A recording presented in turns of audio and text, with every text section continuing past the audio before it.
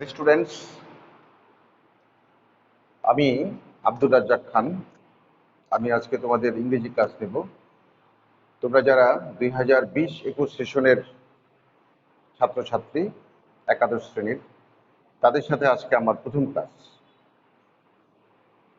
তো আমি তোমাদের একটু বলে দেই যে আমরা যেহেতু ক্লাসটা ভার্চুয়ালি নিচ্ছি, ক্লাসগুলো সবগুলো ক্লাসে ভার্চুয়ালি হচ্ছে, তো আমরা একটা সিলেবাস ডিজাইন করেছি তোমাদের প্রথম টিউটোরিয়ালের জন্য, ফার্স্ট টিউটোরিয়ালের জন্য। এবং সেই সিলেবাসের মধ্যে থেকে আজকে আমি পড়ানোর চেষ্টা করব। তোমাদের সাথে আগে প্রথমে ইন্ট্রোডাকশন হবে, তারপরে এরপরে তোমাদের পুরোপুরি যে সিলেবাস, সকল সাবজেক্টের পুরো সিলেবাসটা বই আকারে খুব শীঘ্রই তোমাদের হাতে পৌঁছানোর জন্য আমরা কার্যক্রম শুরু করেছি। আমরা সেখানে পুরো সিলেবাস, মার্কস ডিস্ট্রিবিউশন সব লেখা আছে, কাজে তোমরা আস্তে আস্তে সেগুলো হাতে পাবে এবং বুঝতে পারবে। তো আমি আজকে তোমাদের সাথে প্রথমে যে কথাগুলো একটু বলতে চাই যে তোমরা যারা আজকে আমার এই কলেজের প্রথম বর্ষে ভর্তি হয়েছে, যাদের সাথে আমরা এখন টিচাররা ক্লাস নেওয়া শুরু করেছি ভার্চুয়ালি, অনলাইনে, তাদের উদ্দেশ্যে আমার প্রথমে কিছু কথা আছে। আমি যেহেতু ইংরেজি পড়াবো, কথাগুলো ইংরেজি এবং ইংরেজি বিষয় সংক্রান্তই হবে বেশিরভাগ, এর বাইরেও দু একটা কথাবার্তা থাকবে। প্রথমত, ইংরেজিটা আমাদের কেন এত লাগে, কেন এত জরুরি, এর পক্ষে অনেকগুলো পয়েন্টস আছে। প্রথমে যেটা আমি তোমাদের বলবো যে why do we need English.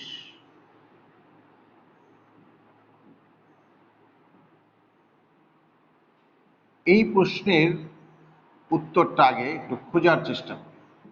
Why do we need English, এটা এত জরুরি কেন বা এটা নিয়ে এত আলোচনা কেন হয়?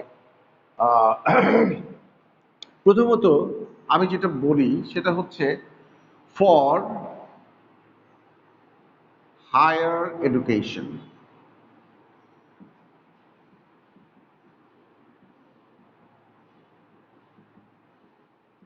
একটু ব্যাখ্যা করতে চাচ্ছি ব্যাপারটা।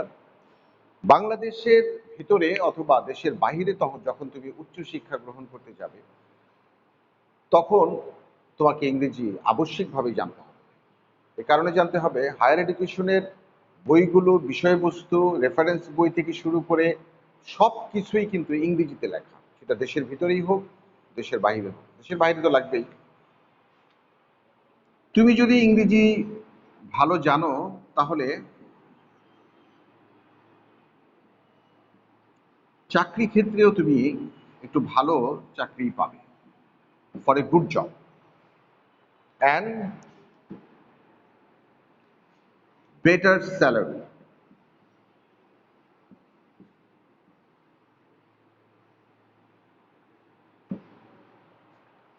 For a good job and better salary.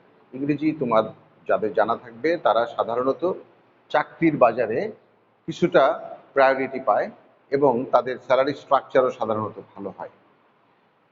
তৃতীয় যে পয়েন্টটা আছে সেটা হচ্ছে for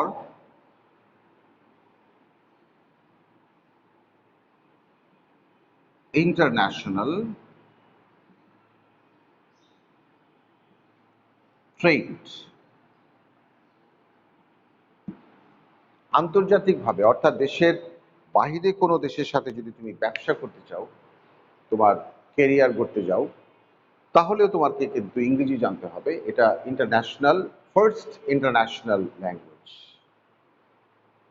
this language has been given the category first in the sense that almost every part of the world people utter English words to express themselves, to communicate themselves with the other members of the world or community. পৃথিবীর যে কোনো প্রান্তে যাও, মানুষ তার ভাব বিনিময়, কথা বলার জন্য, যোগাযোগ করার জন্য ইংরেজি ভাষাটাকে ব্যবহার করে। একটা মানুষের পক্ষে সকল ভাষা জানা সম্ভব না, পৃথিবীতে প্রচুর ভাষা আছে। ফলে একটা ভাষাকে যদি আমরা জানি, তাহলে সেই ভাষায় যদি সবাই আমরা নিজেদেরকে কমিউনিকেট করতে পারি, এক্সপ্রেস করতে পারি, তাহলে এটা সহজতর হয়। এ কারণে ইংরেজিটাকে বেছে নেওয়া হয়েছে, যেহেতু ইংরেজিটা পৃথিবীর বেশিরভাগ অঞ্চলে ব্রিটিশদের শাসন ছিল এক সময়, এবং ইংরেজিটা মোটামুটি ছড়িয়ে গিয়েছিল পৃথিবীব্যাপী। ফলে সবাই চুজ করেছে ইংরেজিকে, যে এটাকেই ইন্টারন্যাশনাল ভাষা হিসেবে 1 নম্বর ভাষা হিসেবে ধরা হয়। তো আমি যে পয়েন্টসগুলো লিখছি, these are not actually all the points, there are more points beyond this 3 ones. আমি তোমাদের শুরুতে বলেছিলাম যে অনেকগুলো কারণে তুমি ইংরেজি শিখবে।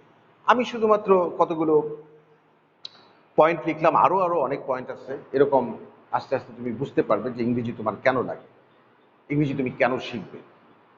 একটা ভীতি সবার মধ্যে থাকে ইংরেজি নিয়ে, যে আমি বোধহয় পারবো না। তুমি একটু যদি খেয়াল করে দেখো, তুমি অনেক ভালো ভালো ইংরেজি শব্দের অর্থ জানো। তুমি নিজেকে ছোটোখাটো শব্দ দিয়ে, ফ্রেজ দিয়ে, সেন্টেন্স দিয়ে নিজেকে কিন্তু অনেক আগে থেকেই প্রকাশ করে আসছো, অন্যের বলা বাক্য বুঝতেছো, কাজে তুমি ইংরেজি জানো। তুমি যেখানটায় বসে ক্লাস করতেছো আজকে তোমার বাসায়, সেখানে দেখো অনেক কিছু আছে যার ইংরেজি নাম তুমি জানো। কাজেই তোমাকে দিয়ে হবে না এটা ভাবার কোনো কারণ নেই। হ্যাঁ, নতুন নতুন কিছু শব্দ আসবে এবং সেটার অর্থ জানার জন্য আমাদের ডিকশনারি আছে। আর তোমরা এখন ইন্টারনেটের যুগে বসবাস করতেছো, প্রত্যেকের কাছে স্মার্টফোন আছে। স্মার্টফোনে তোমরা ডিকশনারিটাকে ডাউনলোড করে নিতে পারো প্লে স্টোর থেকে, সেখান থেকে মিনিং দেখতে পারো। কাজে মিনিংটা যখন জানা হয়ে যাবে, তখন ওই শব্দটি দিয়ে যে বাক্য হয়েছে সেই বাক্যের অর্থটা তোমার কাছে আস্তে আস্তে স্পষ্ট হইতে শুরু করবে। এভাবেই একটু একটু করে তোমার যে ভয় ছিল সেই ভয়টা কাটতে শুরু করবে। কিন্তু এটার জন্য সর্বপ্রথমে তোমাকে যে কাজটা করতে হবে, you should first determine, you should be determined. আমি ইংরেজি শিখবো, এই ব্যাপারে আগে ডিটারমাইন্ড হতে হবে। আমরা জানি যে ইংরেজি আমার একটি পত্র, বিষয় আমার পরীক্ষায় আসবে। শুধু এই কারণে ইংরেজি শিখবো না, ইংরেজিটা আমার লাগবে। আমি 3টা ইম্পর্টেন্ট পয়েন্টস এখানে লিখেছি যে কারণে আমাকে ইংরেজি শিখতে হবে। তোমার ভিতরে যদি শেখার এই আগ্রহটা থাকে, তৈরি হয়, তাহলে ইংরেজিটা একসময় তোমার কাছে আরও সহজ হয়ে যাবে, ভীতিটা কেটে যাবে এবং তুমি নিজেকে খুব সহজে এক্সপ্রেস করতে পারবে। এখন ইংরেজি শেখার জন্য তুমি কোন পদ্ধতি অবলম্বন? আমাদের সবচেয়ে যে ভালো যেটা লাগে সেটা হচ্ছে যখন তোমরা ক্লাসে থাকো, তখন তোমরা সরাসরি টিচারের সাথে ফিজিক্যালি কমিউনিকেট করতে পারো, কথা বলতে পারো, জিজ্ঞেস করতে পারো। এখন অনলাইনে সেটা হয়তো সম্ভব হচ্ছে না, সেটা ইংরেজি শেখার একটা পথ হতে পারে। দ্বিতীয় হতে পারে তোমার যে ফ্যামিলি মেম্বার্স যারা আছেন তাদের সাথে ছোট ছোট বাক্য দিয়ে ভাব বিনিময় করা।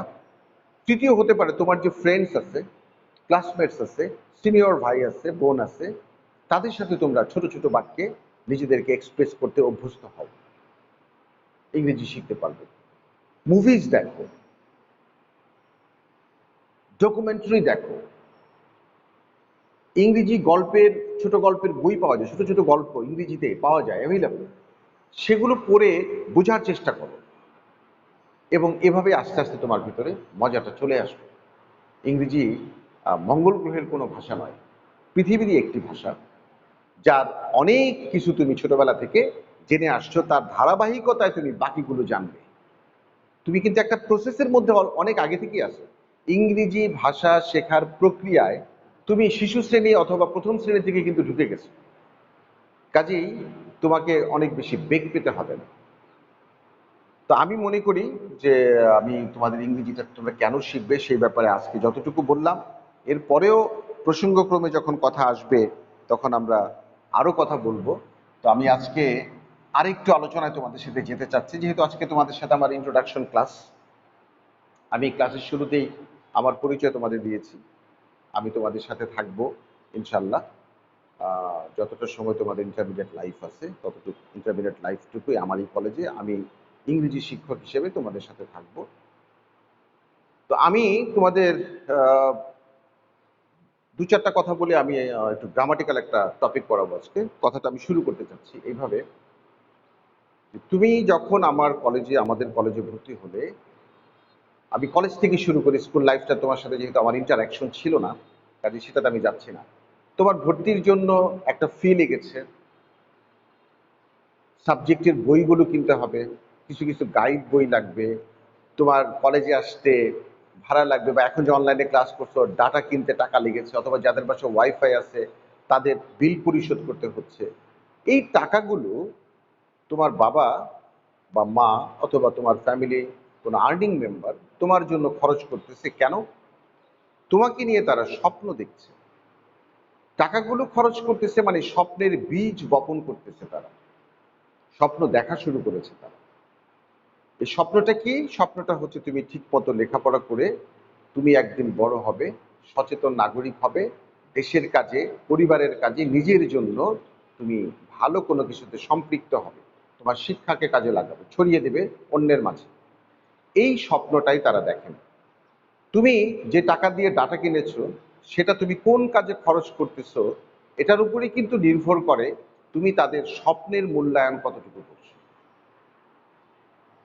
খুব জরুরি একটা কথা কিন্তু, বাবা মা তার কষ্টার্জিত টাকাটা তোমাকে দিয়ে দিচ্ছে, তোমার জন্য খরচ করতেছে, তুমি তার প্রতিদানে কি করছো? আমি মনে করি সেই স্বপ্নকে যা তারা দেখতেছেন সেটা বাস্তবায়নের জন্য তোমার পেছনে তারা টাকা খরচ করছে। সেই স্বপ্ন বাস্তবায়নের দায়িত্ব তোমার। ইন্টারমিডিয়েট লাইফে শুরু থেকেই যারা পড়াশোনায় খুব মনোযোগী থাকে, রেগুলার থাকে, ইনকুইজিটিভ হয়, যারা যারা জিজ্ঞাসা করে টিচারকে বিভিন্ন প্রশ্ন, তারা কিন্তু আলটিমেটলি ভালো করে। এবং ইন্টারমিডিয়েটের এই 2টা বৎসর বা যেই সময়টা তোমাদের সামনে আসে সেই সময়টা তুমি যদি সঠিকভাবে কাজে লাগাতে পারো তাহলে হায়ার এডুকেশনের যে দরজা সেটা কিন্তু তোমার জন্য ওপেন হয়ে যায়। দেখো, অনেক ছেলে মেয়ের কথা জানবে তোমরা বা অলরেডি হয়তো জানো, একটা ছেলে বা মেয়ে বিভিন্ন জায়গাতে চান্স পায়, আবার কেউ কেউ কোথাও চান্স পায় না হায়ার এডুকেশনে গিয়ে। ঢাকা বিশ্ববিদ্যালয়ের ফার্মেসিতে চান্স পাওয়া একটা মেয়ের গার্জিয়ান বাবা একদিন আমাকে বলল যে আমার মেয়েটা রংপুর মেডিকেল কলেজে চান্স পেয়েছে স্যার, এখন আমি কোনটা চুজ করব? তার মানে মেয়েটা ঢাকা ইউনিভার্সিটির ফার্মেসিতে চান্স পেয়েছে, আবার একই সাথে মেডিকেলের রংপুর মেডিকেলে চান্স পেয়েছে। তাহলে দেখো, সে তার মেধা, তার কষ্ট যতটুকু ছিল তার সমন্বয়ে সে একটা ভালো ফলাফল পেয়েছে। কাজেই তোমার যদি আগের টার্গেট থাকে যে আমি উচ্চশিক্ষার জন্য নিজেকে প্রস্তুত করব, তাহলে ইন্টারমিডিয়েটের এই সময়টা তোমাকে খুব ভালোভাবে কাজে লাগাতে হবে। আশা করি তোমাদের সাথে আমার আরও কথা হবে সামনে। তো আজকে আমরা, এটুকু আমার কথা ছিল, এবং আজকে আমরা সরাসরি একটা টপিকে চলে যাব। আমি তোমাদের গ্রামাটিক্যাল আইটেমে চলে যাব, ট্রান্সফরমেশন।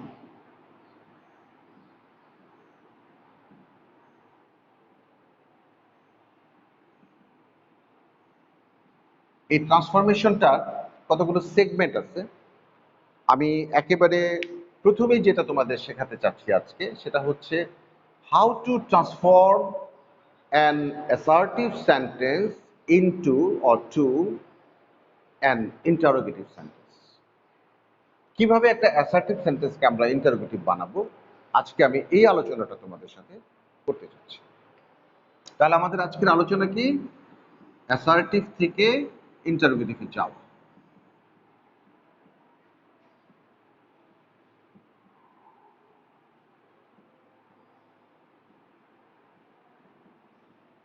অ্যাসার্টিভ থেকে ইন্টারোগেটিভে যাব আজকে। এবং এখানে বেসিক কিছু জিনিস তোমরা এই ট্রান্সফরমেশন ক্লাস 7 থেকে তোমরা করে আসছো, 6 থেকে মনে হয় শুরু হয়েছে, 7 থেকে একদম পুরোপুরি আছে। তো আমি সেইখানে তোমরা বেসিক কিছু জিনিস জানছো যেগুলো তোমাদের সবসময় জানা থাকতে হবে ট্রান্সফরমেশনের জন্য। সেগুলো তোমরা জানো, এটা ধরে কিন্তু আমি আজকের আলোচনা শুরু করবো না, সেটা তুমি জানো এবং সেটার উপর আমি কিছুটা ফোকাস আগে করব, তারপরে আমি আমার আলোচনায় যাব। প্রথমেই তোমাকে যেটা শিখতে হবে, এই চারটা জানা খুব জরুরি।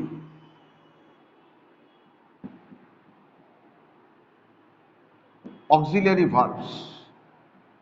তোমরা যদি আমার সামনে স্বাভাবিকভাবে ক্লাসে উপস্থিত থাকতে, তাহলে আমি হয়তো অন্যভাবে আমার এটা শেখাতাম আজকে। কিন্তু আজকে যেহেতু তোমরা ভার্চুয়ালি আসো, অনলাইনে আসো, তাহলে সেই সুযোগটা আমার নাই। তা আমি কিছু প্রশ্ন করে তারপরে তোমাদেরকে এই উত্তরগুলো লিখে দেবো। অক্সিলারি ভার্বস যদি তোমাদেরকে প্রশ্ন করা হয়, দেখি অক্সিলারি ভার্বগুলোর নাম বলো, তোমরা বিচ্ছিন্নভাবে বলতে শুরু করো, এবং দেখা গেল যে সবগুলো তুমি বলতে পেরেছো কিনা তুমি যেমন জানলে না, আর যিনি তোমাকে প্রশ্ন করেছেন তিনিও বিচ্ছিন্নভাবে কোনো সিস্টেমের মধ্যে না থেকে বিচ্ছিন্নভাবে শুনে তিনিও বুঝতে পারলেন না তুমি সবগুলো বলতে পারলে কিনা। কাজেই সিস্টেম্যাটিক্যালি যদি তুমি বলো, তাহলে যেটা তোমার মনে রাখা এবং বলাটা যেমন সহজ হবে, যিনি প্রশ্ন করেছেন তার স্যাটিসফ্যাকশনটাও পুরোপুরি হবে। কাজেই আমি আজকে সেই সিস্টেমটাই শেখাতে চাচ্ছি তোমাদের। অক্সিলারি ভার্বগুলো আমি 4টা ভার্বের মধ্যে সব নিয়ে আসছি, এবং সেটা হচ্ছে এরকম: বি,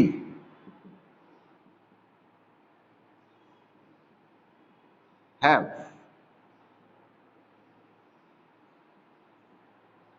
ক্যান,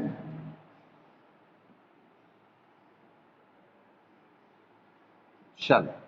তাহলে এই 4টা ভার্ব তো সবার জানা আছেই, তারপরে যদি জানা না থাকে তাহলে এখন তুমি বুঝতে পারলা be, have, can, shall auxiliary verb এই 4টা। বির মধ্যে কি কি আছে, হ্যাভের মধ্যে কি কি আছে, ক্যানের মধ্যে, শ্যালের মধ্যে, এগুলো আমি সব লিখে দেবো। তো তুমি প্রথমে 4টাকে ঠিক করো, আগে মাথায় বসাও এটা। বি, হ্যাভ, ক্যান, শ্যাল, এইভাবে তুমি বুঝো যে এইটা হচ্ছে অক্সিলারি ভার্ব। সবগুলো অক্সিলারি ভার্ব জানা হয়ে যাবে। বি এর মধ্যে যেগুলো আছে সেগুলো আমি এখন লিখে ফেলতেছি।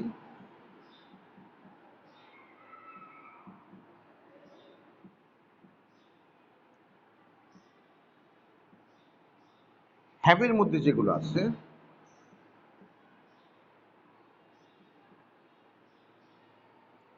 ক্যানের মধ্যে যেগুলো আছে,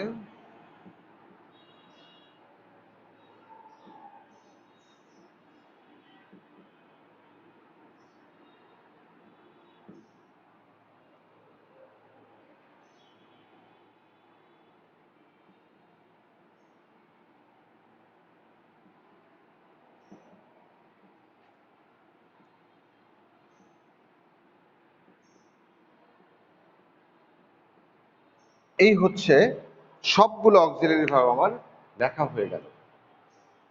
এগুলো তোমাদের পরবর্তী যে গ্রামাটিক্যাল আইটেমস আছে সেখানেও কিন্তু এই রেফারেন্সটা আমি মাঝে মাঝে টানবো সেগুলো বোঝাতে গেলে। কাজে আজকে তোমার প্রথম কাজ হচ্ছে অক্সিলারি ভার্বগুলো তোমার মস্তিষ্কে বসিয়ে নাও। এই 4টা মস্তিষ্কে বসিয়ে নাও। 4টা ভার্ব যদি তোমার জানা থাকে, তোমার সকল অক্সিলারি ভার্ব জানা হয়ে গেল। Be, have, can, shall. এবার বির মধ্যে কি কি আছে অলরেডি জানো, অ্যামিজ, আর, ওয়াজ, ওয়্যার।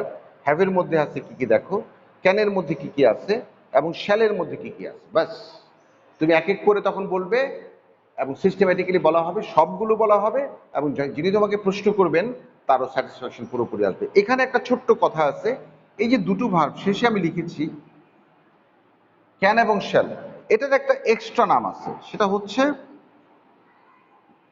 মডালস।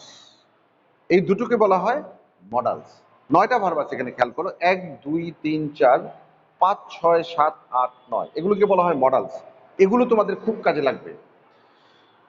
এগুলো ছাড়াও মডেলস আছে, সেমি মডেল আছে, আমরা সেগুলোতে এখন যাচ্ছি না যেহেতু আমাদের এগুলো প্রয়োজন নাই। প্রয়োজন যখন হবে তখন আমি সেগুলো তোমাদের কাছে ক্লিয়ার করবো। এখন একটার ভিতর আরেকটা ঢুকিয়ে এটাকে নষ্ট করার প্রয়োজন নাই। আমি আপাতত যেভাবে লিখে দিলাম তোমরা সেভাবে খাতায় লিখে নাও, এবং তোমাদের এতে করেই হবে। এইগুলো তোমার জন্য জানা খুব জরুরি। এখন এই অক্সিলারি ভার্বগুলো বাক্যে থাকে,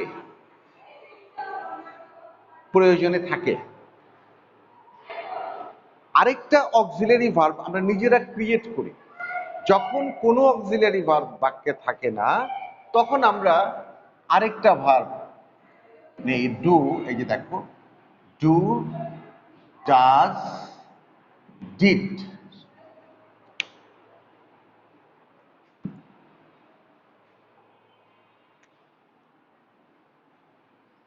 যখন কোনো অক্সিলারি ভার্ব বাক্যে থাকে না, তখন আমরা এই 3টা ভার্বের সাহায্য নেই। এটা আমরা নিজেরা তৈরি করি, ক্রিয়েট করি। এটাও তোমাদের একটু মনে রাখা দরকার। অক্সিলারি ভার্বের চার্ট জানতে চাইলে এগুলো বলার প্রয়োজন নাই, জাস্ট এটাই হচ্ছে চার্ট। এবার আমরা, লিখেছো নিশ্চয়ই, এবার আমরা দেখব একটা অ্যাসার্টিভ সেন্টেন্সকে কিভাবে ইন্টারোগেটিভ করা যায়।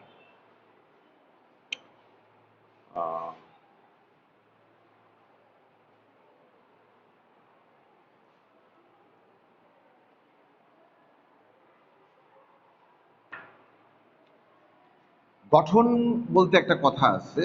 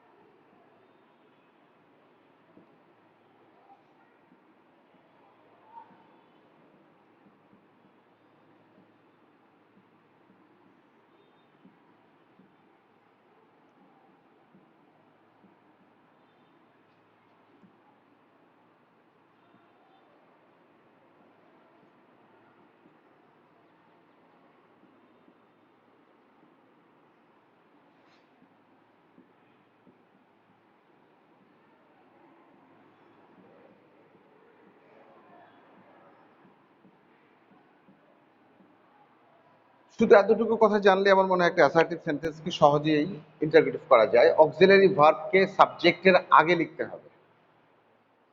আমি কিন্তু বলি নাই বাক্যের শুরুতে লিখতে হবে, ক্লিয়ার করে নাও। সাবজেক্টের আগে লিখতে হবে, বাক্যের সাবজেক্টকে তোমার আগে আইডেন্টিফাই করতে হবে, সে সাবজেক্টের আগে লিখবা।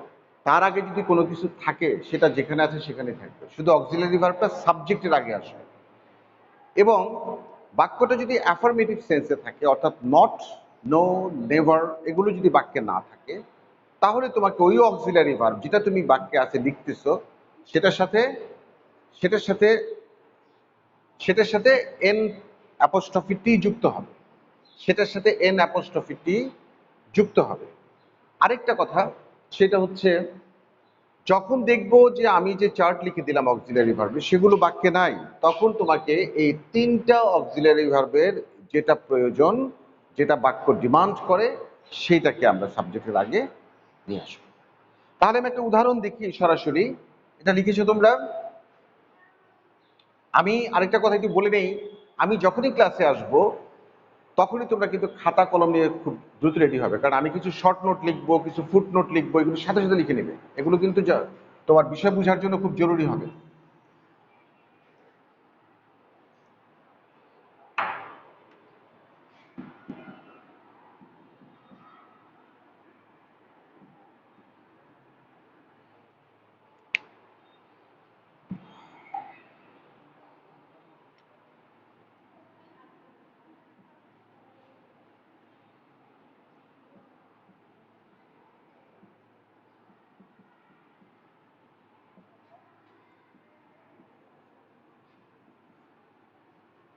এই বাক্যটা দেখো, এটাকে আমরা ইন্টারোগেটিভে ট্রান্সফার করব। Kamal has committed a crime. তো এখানে অক্সিলারি ভার্ব আছে কিনা তুমি চার্ট পড়ে ফেলেছো এবং দেখো চার্টে এইটাকে তুমি অক্সিলারি ভার্ব হিসেবে পাচ্ছ। এটাকে কামালের আগে নিয়ে আসতে হবে, আমরা নিয়ে আসলাম। এবং এখন যেই কথাটা আমি লিখেছিলাম গঠনে, সেখানে বাক্যে যদি নট না থাকে, দেখো বাক্যে নট আছে কিনা, নাই। কাজে এটার সাথে একটা এন অ্যাপোস্ট্রফি টি যুক্ত হলো। হ্যাজেন্ট, তারপরে the remaining parts of the sentence, Kamal committed a crime। এবং সবার পরে যেটা করবে সেটা হচ্ছে একটা কোশ্চেন মার্ক দেবে, যেহেতু এটা আমরা ইন্টারোগেটিভে ট্রান্সফার করলাম। আমি আরেকটা উদাহরণ দেখব। We take food to live. আমরা খাদ্য খাই বাঁচার জন্য, বাক্যটার অর্থ। তো তোমাকে প্রথমেই দেখতে হবে যে বাক্যে অক্সিলারি ভার্ব আছে কিনা। আছে? দেখো যে চার্ট লিখে দিয়েছি, চার্টের সাথে মিলাও, একটা অক্সিলারি ভার্ব বাক্যে নাই। যখনই থাকবে না তখনই তোমাকে এই তিনটা থেকে যে কোনো একটা লিখতে হবে। যেমন আমি বলেছিলাম বাক্যের ডিমান্ড অনুযায়ী লিখতে হবে। বাক্য কি, ভার্বটা ডিমান্ড করতেছি কি, দেখো ভার্বটা প্রেজেন্ট ফর্মে আছে, প্রেজেন্ট ফর্মে আছে দুটো, ডু এবং ডাজ। যদি ভার্বের সাথে এস থাকতো তাহলে আমরা ডাজ নিয়ে নিতাম, যেহেতু এস নাই আমরা নিয়ে নেব ডু, আমরা নিয়ে নেব ডু। কাজেই এখানে অক্সিলারি ভার্ব আসবে ডু। এবার তোমাকে কিন্তু খুঁজতে হবে বাক্যে কোনো নট আছে কিনা। যদি নট না থাকে তাহলে নট যুক্ত করতে হবে এখানে এন অ্যাপোস্ট্রফি টি আকারে। Don't we take food to live, question mark দিয়ে দেবে। আতিক স্যার টাইম গুলো বললেন আমাকে। Don't we take food to live. আশা করি তোমরা আমার কথাটা বুঝতে পেরেছো। এবার আমি দেখি যে বাক্যে যদি নট থাকে তাহলে আমরা সেই ধরনের বাক্যকে কিভাবে ইন্টারোগেটিভ করব। আমি তো দেখলাম যে নট না থাকলে কিভাবে ইন্টারোগেটিভ করতে হয়, নট থাকলে কিভাবে করব সেটা একটু দেখি।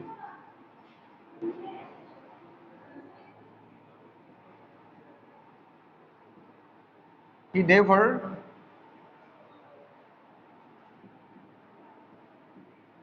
tells a lie। সে কখনো মিথ্যে কথা বলে না। তো এই বাক্যটাতে তোমাকে প্রথমে খুঁজতে হবে অক্সিলিয়ারি ভার্ব। দেখো আমার দেওয়া চার্ট, সেখানে কোনো অক্সিলিয়ারি ভার্ব আছে কিনা। যদি থাকে তাহলে সেই অক্সিলারি ভার্বটাকে সাবজেক্টের আগে নিয়ে আসো। নাই, যখন নাই তখন এই তিনটা থেকে একটা আনতে হবে। এবার দেখি আমরা কোনটা আনবো, ডু আনবো, ডাজ আনবো, ডিড আনবো। দেখো ভার্বের সাথে কিন্তু এস আছে, কাজে আসবে ডাজ।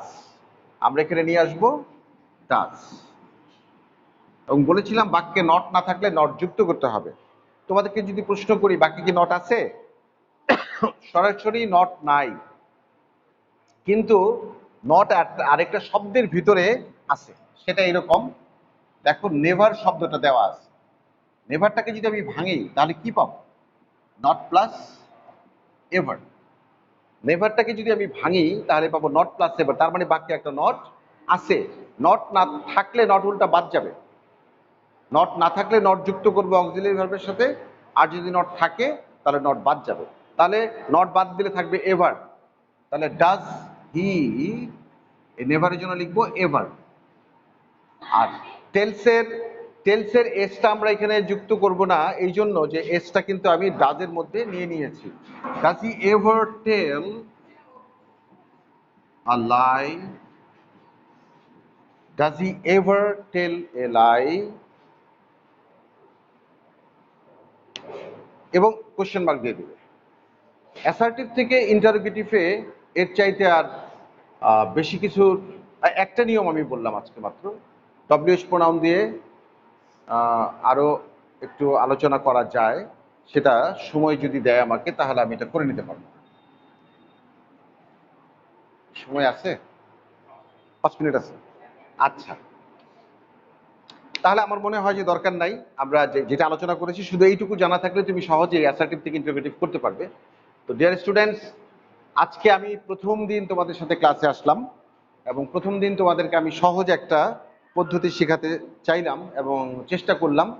তোমরা কতটুকু নিতে পারলে এবং এখান থেকে তোমরা কতটুকু বেনিফিটেড হলে সেটা তুমি আগামী ক্লাসে আমি যখন কিছু বাক্য লিখবো এবং অনলাইনে তোমরা সেটা করবে, এবং আমি তোমাদের কাছ থেকে কিছুটা রিয়াকশন চাইবো আগামী ক্লাসে। যদি রিয়াকশন নেওয়ার প্রক্রিয়াটা থাকে তাহলে দেখবো যে তোমরা কতটুকু বুঝতে পারলে। আরেকটা ব্যাপার আমি একটু বলে দিই, আমার নাম শুরুতে বলে দিয়েছিলাম, আবার বলতেছি, তোমরা যে জিনিসটা বুঝলা না আমার আলোচনা থেকে, বা তোমাদের জন্য যদি কোনো কোশ্চেন থেকে থাকে, তাহলে ফেসবুকে আমার সাথে কানেক্টেড হবে, কানেক্টেড হয়ে মেসেঞ্জারে মাগরিবের নামাজের পর আমার সাথে তোমরা সেই প্রশ্নগুলো নিয়ে, তোমাদের প্রবলেমগুলো নিয়ে আমার সাথে আলোচনা করতে পারবে, এবং আমি সেগুলোর জবাব তোমাদের দেব। যখনই ক্লাস করবে, পরবর্তী ক্লাস আমার যেদিন তোমাদের সাথে আবার আছে, তাই সেই ক্লাসের আগে আজকে যে ক্লাসটা করলাম সেটার সমস্ত ডকুমেন্টসগুলো সামনে রাখবে, তাতে করে আমি যখন রেফারেন্স টানবো তখন তোমাদের জন্য ওই আলোচনা বুঝতে সুবিধা হবে। তো আমি আজকে তোমাদের সকলের সুস্বাস্থ্য কামনা করছি, এবং তোমরা সুস্থ থাকবে, পরিবারের সবাইকে সুস্থ রাখবে, এই কামনা করে আজকের ক্লাস শেষ করছি। আল্লাহ হাফেজ, আবার দেখা হবে ইনশাআল্লাহ।